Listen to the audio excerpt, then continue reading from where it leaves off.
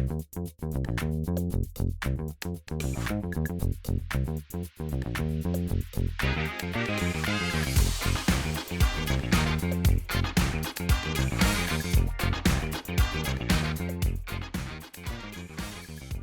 everybody, and welcome to another edition of The Sweet Spot, the official podcast of the IAPPF. I'm Josh Kerns. And, you know, one of the things that I was blown away by when I first started playing pickleball, I went into a place here in Washington State called 23 Kitchens, and they had on the wall this incredible thing that you're going to see behind our guest, Christy Howden from Wolverine Pickleball. They had this thing where you can pour your own beer with a QR code, and I was blown away. Well, it turns out there's actually a company that does that. Thank God they're here with us. Josh Goodman is the founder of PourMyBev. Christy Howden, co-founder, co-owner, operator of one of the best clubs in the country, Wolverine Pickleball. Wolverine Pickleball in beautiful Ann Arbor, Michigan. Thank you guys both for being here and sharing your experiences, insights with our audience. Thanks for having us. So Josh, behind Christy's shoulder, we see the beer wall, the pour wall. Take us back. Tell me about PourMyBev and how this magical concoction came about. Yeah, I think like any invention, it comes from necessity. I was at a busy bar in Baltimore, and I could not get a beverage, and I was sitting with three of my friends before an Orioles game, and I said, you know, we've been sitting here for 20 minutes, and the taps are literally 10 feet away. We should be able to pour in beer. I mean, we can pump our own gas. So that little, I would say, nugget of frustration led to leaving the bar. It was called Mother's in Federal Hill, and going home and writing essentially a business plan for how self-service beverages could be executed. So that was 2000, I would say 8. So it was a while back now, thinking about that. There was a lot of challenges from 2008 to 2015. If you want the long version, there's a book I wrote called Tap the Big Idea. The short version is I had to learn the hard way that some business partners aren't good for you. As I think, anyone in business, and I think Christy and I have had some talks about some of our war stories, but yeah, so 2015 is when I would say we really launched our proprietary technology, and it was just me. So I was selling, installing, and supporting the self-serve systems that I was putting in the market. One of them was at Gig Harbor, I think not that far from maybe where you're at. Yep. You think when you bring a product to market, it's like, hey, I've solved all the problems, it's perfect, or whatever. But then it gets to market and you realize, wow, like I really did not take into account how important the onboarding and offboarding process is in the whole experience. I really focused on that core. I call it the hamburger. So you have the hospitality hamburger with like the 2 buns and then all the meat and the condiments inside. I focused all on the meat and the condiments and totally forgot about the buns. So coming back to, I guess, my hometown of Richmond, Virginia, I went to one of our locations where the check-in process was just very inefficient. And I was like, I have to figure out how to make the check-in process like Uber and make the checkout process like Uber, because it's just seamless. And that's where, I really leaned into integrations and eventually getting to the point where, companies like Court Reserve, made a lot of sense, especially in the pickleball world, to just integrate with. So it was a seamless experience. And, I guess that's kind of the short version of how we got to where we're at. But yeah, and Christy and I obviously we met a few years ago, and it's been an awesome relationship. Well, and it's funny you said a couple of years ago, Christy, you're OG. You are, in the pickleball world, you've been at Wolverine Pickleball in Ann Arbor, home of Michigan Wolverines, go blue. And by the way, I was going to make a Connor Stallions joke, but that's very inside I love the guy. By the way, I think he got railroaded, but that's neither here nor there. So first of all, tell us a little bit about Wolverine. Let me put in a plug, which is you are in our inaugural issue of Facility Magazine. So folks who want to learn a lot more about you and your partner and your operation, I encourage you to go and check that out. But tell us a little bit about Wolverine and, maybe ultimately getting to your F&B operation, and we'll then talk about the beer wall there, or the pour wall, I should say. So, we started Wolverine Pickleball back in 2018. So before any of the pickleball craze was happening. We just wanted more pickleball. That was our problem. We didn't have enough people to play with. So we started that way, built it up, operated a small facility, did a big DIY bootstrap for 4 courts in 2020. That's when we started researching our bigger dream. But that time we had 4 courts, figuring out minimum viable product, what would work, do another 4 courts. We DIY'd it, figured out, yes, people want it. Our dream is going to happen, and built our dream facility for pickleball players. And we were doing our research in 2019, trying to figure out, like, how are we going to do a bar? I kind of knew my lane. I didn't really want to get into all that inventory control and, watching, I look at a bar and like, oh, it's so much to deal with. I just want it super simple. And in our searching, that's where we got into PourMyBev. And so it was a long kind of courting process while we were building our dream, finding the land, getting our zoning, getting a liquor license, figuring all that out. We were talking to PourMyBev, so we kind of knew their iterations of how they were doing it and their patience to help us as we were growing into our facility. So in December of 2023, we opened our dream facility, which has 12 indoor pickleball courts, lounge space, a lot of outdoor activities. We're a whole wraparound adult playground, as we like to say, because we have beach tennis, beach volleyball, bocce, curling in the wintertime, yard games. And then, the crown jewel, we like to say, is the pour wall, because it's another way for people to socialize. They like to teach each other how to use it, even though it's simple to use. They love to sample it. It's just another way to get people interacting across generations. So we really loved it, and it's been a nice, unique feature of our facility, but well integrated. Well, so Josh, talk practically. I'm a facility, maybe a new facility. I'm involved with a couple here in the Seattle area, one that's about to open. Talk about just the fundamental value proposition of doing a pour wall versus just having, beer and wine either on tap or in a can or a bottle, and what that ultimately brings to a facility. Yeah, I think looking at it as an operator, and Christy can echo this, but it's you want to be in the business of risk management. So you want to eliminate as much risk as possible. I would say, while staff is absolutely, I'm sure, the backbone of her business and her team, it's also a liability. So the more staff you have to bring on and train, again, it's risk mitigation to some degree. So when you're implementing self-pour versus a traditional bar, there's so many other things you just don't have to worry about. You don't have to worry about, you have to get kegs in. That's important. But outside of that, the wall, in a lot of ways, has its own, kind of, I'm trying to think of the best way to, like, the wall teaches people how to use it by just using it. And then other people seeing them use it kind of teaches that. So it's that monkey see, monkey do concept, if it makes sense. And it's pretty intuitive, as Christy said. We use RFID cards to interact with it. And as soon as you use the RFID card, the screen lights up and changes, then you can start pouring. And everyone here has poured gas, I'm sure, hopefully, unless you live in New Jersey. So it's really not that different than pouring gas. So when you're looking at the infrastructure side of things, building a physical bar costs more money. Dealing with inventory and having to restock inventory. And I was talking to an owner the other day that, they said they'll spend sometimes 2-3 hours and they just sell soda, restocking the soda. And I said to them, like, why? Like, just use a soda machine with the Court Reserve app with our technology, and now you've got self-service soda and athletic drinks and coffee and anything really. I always joke we're liquid agnostic. We treat all beverages equally.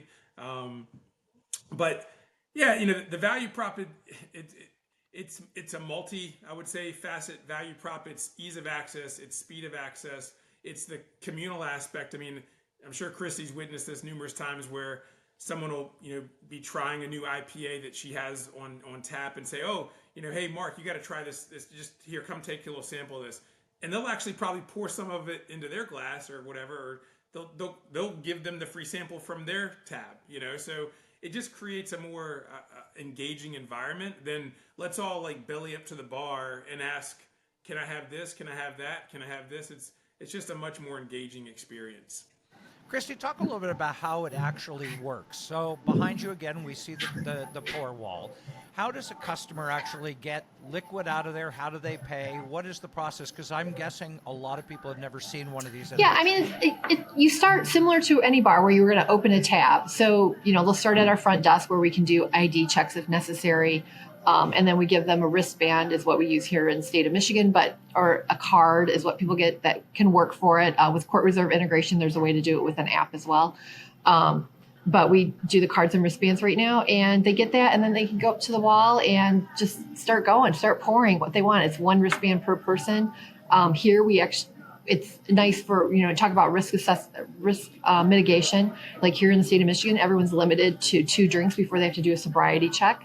So, and that's adding up all the ounces as they go. So that's a lot, as I went through learning about what a bartender has to know and like guessing what people's weight is, like the ABV of stuff and like kind of calculating like where are they supposed to be. It's a beautiful system in that way that it cuts them off after 2 drinks. After they've had, and that's adding up all the different ounces. And honestly, with the way people are right now, you only drink what you pour, and that's way better than having people like, oh, I bought this $8 glass, I got to finish it even though I don't like it, and they're drinking more than they need to. And here they can do samples. It's been fun to like look at the analytics and see what's going and how they're drinking it. Are they pouring full drafts, or are they, doing sampling and trying a bunch of different things? So it's great in that way too. And then once they're done pouring, they just drop their wristband and walk out the door. It's not a big deal. It's easy checkout for everything. It's great for private parties. They can just have a bunch of wristbands for everyone, put it on one tab, easy, done, out of it. And I would say actually behind the scenes has been one of the best parts for us to manage it. It's very easy. You're dealing with the kegs. You're getting great utilization on the kegs. You're bringing them in. We also do wine, and hard kombucha and hard cider, and also do cocktails that we make in house. But it's simple for us. It's formulas that we figure out, and we can get them back there. And we just turn them. The software is fantastic that they have, where we can monitor what the utilization is on a keg, so we know when something's getting low, and be ready to turn it and have backup there. So we have found like managing it is very easy. It's, like look at it on Monday and go, okay, what do we need to have brought in from our distributors during the week, and go from there. And, and then the rest of it's, cleaning the lines and all that. It's pretty fantastic. We love it. I mean, when I compare it to people who have a regular bar when I'm out, I'm just like, oh man, they have way too much labor involved in that. And, risk mitigation is huge. We just love it. I mean, and the ROI is there for it as well. And then, I like when you go to a bar, a regular bar, tap room, or we have a ton of them here in Seattle, and everybody's got like their own, tap handle, the custom one for each. Does the display on there, can you customize that so each particular brewery or beer, the graphics? Yep, and actually, you could still do those tap handles if you wanted to. We just chose not to. But all of the graphics on here, we customize. We can load them up. There are options where you can do a software integration, but we customize all of ours, and we can write fun comments in there, have fun messages that are, kind of in the Midwest. We have like some ope in there. We know the wristband runs out or the keg runs dry. So it can add a little more personality and voice of our brand into the tap wall. That's cool. Josh, what is the actual, so I see the front end of it, if you will. I see some, taps, and you hold it up and it charges you is it by the ounce? Is that how you measure the Yep. But what's behind the pour wall? What does that look like for a facility operator? What do I need to do in order to actually set this up? I'm glad you brought that up. Christy brought up a really great point. I appreciate the kind words, Christy. So one of the things that I forgot to mention when you asked about kind of the origin story to some degree was, I'd worked with different companies from like 2010 to 2014, and then we launched our own proprietary technology in 15. And at the time, my son was 6. And one of the things that I really had as a litmus test was, could I make a system that was so simple to install and support that a 6-year-old could actually install and support it? And so our training video is my son when he was 6 installing the system, and that kind of runs through the DNA of our whole business. It was like we had to make it simple for operators, so it's not another thing they had to learn necessarily, or another thing that was going to break down or be a problem. And I don't want to take full credit for that. I have an amazing business partner in Austria who Christy's gotten to meet. Herman Rettel and the Rettel team and family is just great people, but they take such pride in engineering something that works perfectly, and I'm not even exaggerating. Like if there's a problem, they will obsess over it like through the evening till like 4 a.m. at night, trying to figure out why did that not work, and to have partners that are that obsessed on something working perfectly, like it's an absolute superpower.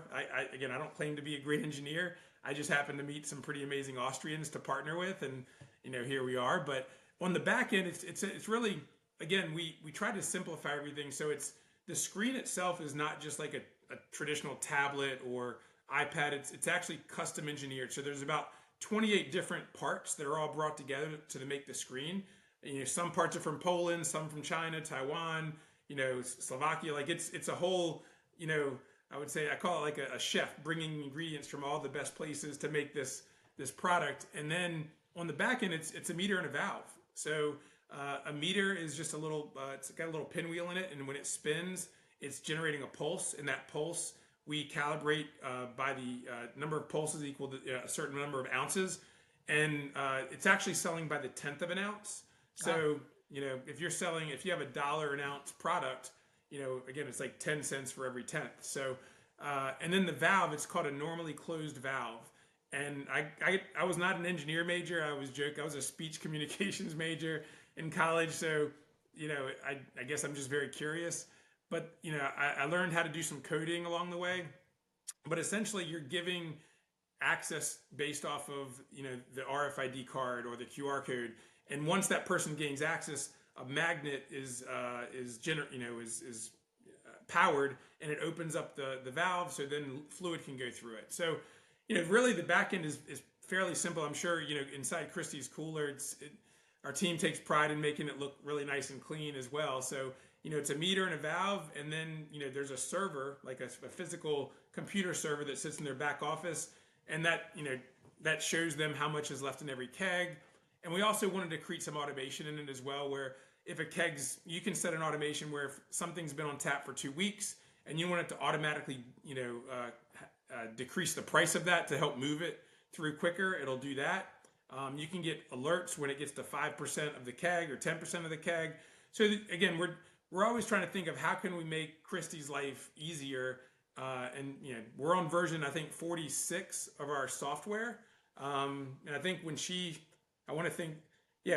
you had your system installed, we were probably on version like 30. So we have a release about every quarter of new features and additions to our system. And how does it, in terms of business, Christy, take the labor out of it, but just the way it works and flows into the facility and the way people interact? You talked a little bit about community and things like that. But to me, the biggest thing I would think is the reduction of friction and bringing those customers. Do you think it actually, at the end of the day, increases the amount that you do sell without people getting all tanked since they have a 2-drink limit? But do you think collectively across your total number of consumers or customers that you do sell more as a result of having the Yeah, I mean, it's integral into everything we do. I mean, our corporate events, it's a great feature, part of the sell with it, along with our players. So it's just one amenity in the multitude that we offer here that we really love. But it also, you talk about reduction of labor, but it actually allows the labor that we do have to focus on like the hospitality aspect, to not be running around worrying about the kegs. Like that's easy. We know, like, okay, we've got to watch number 26 tonight. We know the rest will be good. It's really limiting, those, other activities they have to do. They can concentrate on the customer. And, and to attest to the system, it works. Like that's kind of one of my mantras. I just want it to work. And I never have to worry about that with the PourMyBev system. Like it will work. And if there's ever a hiccup, like I'm talking to a real person and it's solved, and they're following up the next day to make sure that fix still works, which is like amazing. Like you never get that kind of service. But even our back end, like, I have one person who's kind of in charge of like what's arranging the kegs, keeping on top of it. We have a person assigned to clean it. It's easy to cross train. Like all of my staff know how to use it. That's 30 people. They all know how to change a keg, redo update the stuff on the front end, clean everything out. Like it's great. And all of that, you've made it. really simple in that way to bring into a facility. Right. Josh, one of the things you and I have talked about is it's not just beer, it's not just spirits. So many of us, I mean, I want a Red Bull or whatever it may be, some energy drink, or, LaCroix, a sparkling water, or just water, whatever, different things. Yeah. You're not just beer, wine, and spirits. And I love that about PourMyBev too. Yeah. And something I failed to mention is, Christy's got a beautiful built-in. It was part of the beginning design side of her business. But something we've really been, I guess, amplifying is our mobile equipment. So, we custom manufacture with one of our partners, Crown, out of New Jersey. We like having things American made, not have to worry about tariffs as much. But we custom build these 2, 4, 6, and 8 tap units, and they just roll right in. So there's a lot of pickleball facilities we've been speaking to recently where, they're trying to get them in before the winter because they know that the winter is going to be a heavy pickleball month or season. That makes it a lot easier to deploy, and it can, I always say it's an experience. You're selling an experience. So most people don't really get to pour their own beer at a bar ever, So this gives them that experience. And then taking it to the non-alcoholic side, something I wasn't aware of was, when you add nitrogen to coffee and you create a coffee that looks like a Guinness, that's an experience, Oh, yeah. So letting someone pour that coffee that, maybe doesn't want to obviously have beer in the morning through your system, and seeing it do the cascading, and then nitrogenated coffee, it's got like a sweeter kind of taste to it too. So, whether it's coffee, kombucha, cold brew, hot coffee, we can integrate with those types of systems as well. So it's all beverages. Yeah, that's cool. Christy, do you ever do stuff with, you must have, I would assume, a ton of breweries that do not only beer, but like, I love craft root beer and non-alcoholic drinks.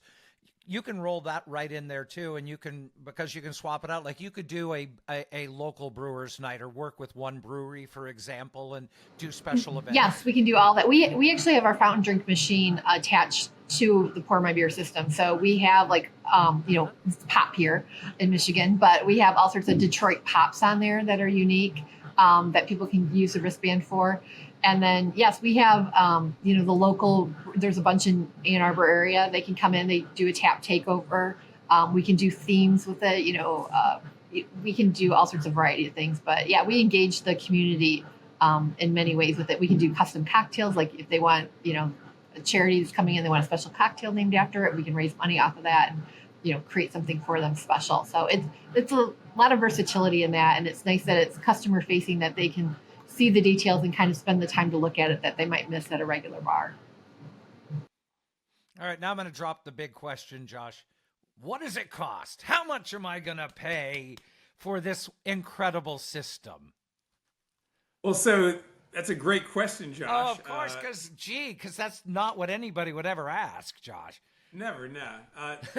So without sounding political about this response, it could vary largely. I mean, depending on a built-in system versus a mobile system, some rough estimates to give you an idea.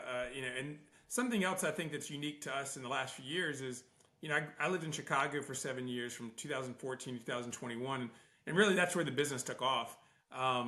But while I was there, I worked a lot with one of the local draft companies, Stuver and Sons. So they covered Wrigley Field, the Soldier Field. I mean, they did all the major bars in Chicago, and they sold the company in 2021 to a conglomerate. And the son, who was at the time was in the mid-30s, he moved to Florida, and I had a good relationship with him. I said, I've always wanted to start a draft division of our company because, we just sell the technology. And by bringing him on board, and unfortunately he wasn't involved in Christy's project, but now we do the whole system. We'll do the draft system and the tech, and also the mobile side of things. So trying to give you an estimate of pricing, just a rough estimate would be just a traditional draft system. It's about $800 to $1,000 a tap. So you can figure kind of how that would look. And then when you're talking about the technology side of things, let's say our average system is 30 taps. Whether you do 3 taps per screen or 2 taps per screen, that's going to, be about a $6,000 swing.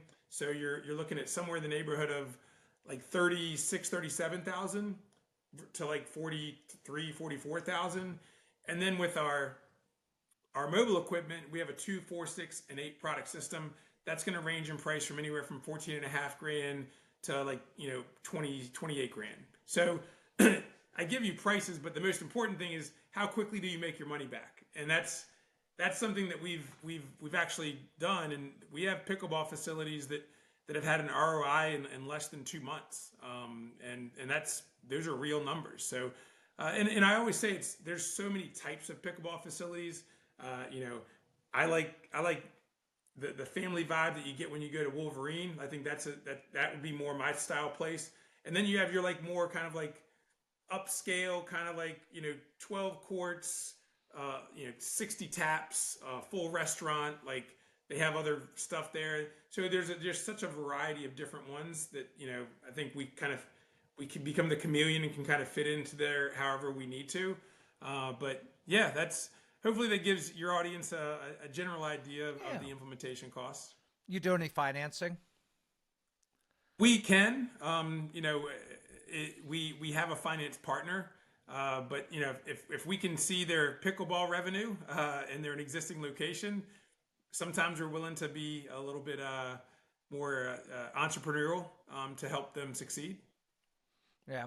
Christy, given your expertise, if I'm starting a new facility and I'm trying to consider how much F&B do I lean into, what is the mix of the product and things like that? Based on your experience, how important do you think F&B is to a facility, even incrementally? So in your case, obviously you have a full restaurant, but do you think F&B is important in general, that is an important part of your offerings, if you will? For me, it is important. I mean, I did a pickleball facility it was no frills. It was the Fight Club of pickleball when we started, and that worked. But we had a bigger dream and a bigger, desire in our community for more. They enjoyed the community we created and they wanted more amenities, and that's what we leaned into. I think it comes down to what is the pickleball club's mission? Like, what are they trying to do? We wanted to be a community hub so that people could gather for all sorts of reasons, not just pickleball. Pickleball is our driver here. That is, what we're focused on, but we have so many periphery things that go on that it brings in more people, and people that love pickleball can bring in friends who haven't become addicted to it yet and find another way into the community that they love so much. So I think the food and bev portion of it is like, you got to know your business plan and know your numbers and what is your demographic want. And you have to market it to them. You have to teach them, the reasons to hang out and why they want to be here and spend more time eating and dining and, mixing and mingling, we like to say. And I'm going to plug the feature again that is in Facility Magazine. September issue is out now. I'd say it's on the newsstands, but it's available. If you're an IAPPF member, you get it for free. And if you're not, go to our website, IAPPF.org, sign up. We'll send you a free issue. Josh, looking ahead, where does all this go? How do you go? You mentioned you're on rev number 40 something, 60 something. What does the future look like for your business? Yeah, Christy and I were talking about this a lot, strolling through Vienna on our scooters, right, Christy? So yeah, I think back to when I first kind of got introduced to pickleball, and Chris and I talked about this, but my first introduction to pickleball was Steve Kuhn. I don't know if that name rings a bell. That's a slight introduction. Is that a name drop? I don't know. Is that a name drop? We did a project with him, and I'd really not heard about pickleball. This was 2020, and he started kind of sharing like his vision of what he was doing, and then we had I had some other things that happened in between. I sold 25% of our company to Coca-Cola, which always helps. They're a good partner. Yeah. And then, when we were down there, we had an entire team meeting at Dreamland, a pickleball facility down there. And he shared some insights into why he believed pickleball was going to just continue to go the way it's gone. And it's cool thinking back to then, and everything he said came true. So I need to get another session with Steve and find out where else I need to, because he truly was spot on. He was like, this is where I see it going.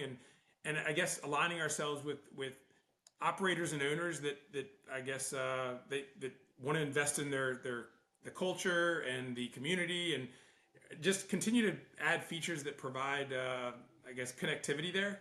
I think the future, without sounding like, I don't know, Minority Report or something like that, I think it will get to facial recognition for everything at some point. We can do that. We've proven that we can do that. It's just, I don't think society's really ready to have their face lead to a pour or a, whatever. But, again, I think we're also getting into that, the pop business, like more like not just pop, because obviously they already sell it, but like dirty soda is kind of a thing. I don't know if you've heard of that, but What's a dirty you can soda? kind of put, so you can put, there's a company called Swig. They're kind of like the industry leader in it, but like my daughter, she's 13, so that's how I found out about it. But you put these different flavorings in the soda, so that, let's say it's kind of a dark soda, and then you put like these creams in there, and then it looks like all dirty. But just, it's all about that experience. Like, what other things can we provide that are experience based, and we can connect with the vending machines now, which that's also kind of nice, because you could put anything in a vending machine. You could put pickleballs in a vending machine. Oh yeah. So we can connect. We're more of a connective tissue for all transactions, and we're going to continue to lean into that concept, but really listening to operators like Christy and other customers that have ideas where we can provide value in that space. Yeah. Hey, Christy, looking at the current and the future, we see so much more competition, obviously, coming into the market. Here in Seattle, we were the first club to open in the Seattle metro area, 8 courts last November. Now we have Pickleball Kingdom, a bunch of other independents. So now suddenly there is more competition, will continue to be. How important, I guess, big picture, this culture you have created, the experience you've created beyond just the core of pickleball, to have offerings like that, how critical do you think that's going to be for facilities as we go forward and there's more and more competition? Oh, I think it's definitely critical. I mean, I think there's different iterations of it, like having just the retrofit of an industrial warehouse, like that worked in the beginning, like, because there was nothing else. But as people, have tried better, they want better. And I think that's going to be kind of the shakeout of it. They're going to want more amenities to it. This is, Wolverine Pickleball is like a lot of people's second and third place. They're here, multiple times a week, sometimes doing 2 a days, and bringing the community in. So I think that's, there'll be room for other ones, but I think pickleball facilities are really going to have to dial in what their mission is. If they're really a learning facility, it's like training. That's what they want to focus on. Or if it's more of a community, or if they're more of an entertainment kind of place where they focus on their food and bev first, and then have the pickleballs as a secondary option. There's a few different avenues to go into, but I do think there will be a shakeout of the different players. Just there's going to have to be, and quality will win out over everything, just as it does in any industry. Yeah, it's funny. I go into a place now that a year ago I would have thought, oh my God, this is heaven. They got a vending machine. And then now that I've been to more nice places, it's like, oh God, they don't even sweep the floor here. And there's a vending machine, and God, whatever, just the most basics. And now that I have a choice, I'm choosing that. So I guess that's a good segue, Josh, to sort of wind it down, which is, again, this is something that is an additional draw, an additional differentiator for a facility. Yeah, absolutely. And I mean, again, connecting with the companies that are already ingrained in the pickleball world, I think that's also something we're going to continue to lean into, as far as making it easier for members to transact, also making it fun. One of our customers, they send out a tappy hour invite, and you get the tappy hour invite, and then when you come, everything's a third of the regular cost or something like that. So again, using our technology to incorporate fun into the community, I think that's something we also want to continue to lean into. Yeah, and speaking of fun, I love behind Christy, it says POUR decisions made here. Boom. I love that. Josh, how do people get in touch with you guys? How do they engage with you to explore whether or not PourMyBev works for them? Yeah, I mean, I would encourage you to follow us on Instagram.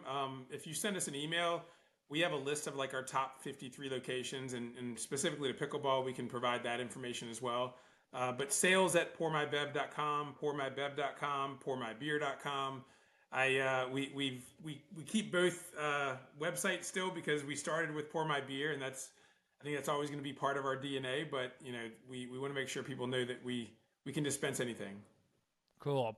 And of course, all you got to do is go to Ann Arbor when you're not in the big house. Do you get so I have to ask Christy, but obviously I'm a big football fan and I love Michigan. Do you get 110,000 people coming by the business on a football weekend, since you have one of the largest, if not the largest stadium in the country? The stadium, that's like the whole city goes to the football game. So it gets a little crazy, and we get some of the glow from the football game afterwards or the night before. So we get a lot of visitors from all over the country that come here before they attend the game at the big house. Yep. And we have a lot of... Right on. Are you still having fun? Oh, yes. It's so much fun. You're selling joy. It's pretty wonderful. Right on. Josh, look at that. You're selling joy, my friend. You're facilitating the sales of joy. I'm amplifying joy. I'm amplifying it. There you go. You're making it a lot easier to experience joy. That's a good place for us to end. Christy Howden, Wolverine Pickleball in Ann Arbor, Michigan. Again, check out the full feature with Christy and her partner in Facility Magazine. Find out more at IAPPF.org. Josh Goodman, founder of PourMyBev. I love what you're doing, man. It's super. It's cool. As much as I love our cork manufacturers and lighting companies, this is pretty darn cool. My nieces and nephews love telling people what I do. Well, you guys, thank you so much. I wish you the best, and thank you for being a part of our community, because this is all about supporting the industry, and you are great ambassadors for the industry, along with, of course, successful business operators. So thank you. Thank you. Thank you very much.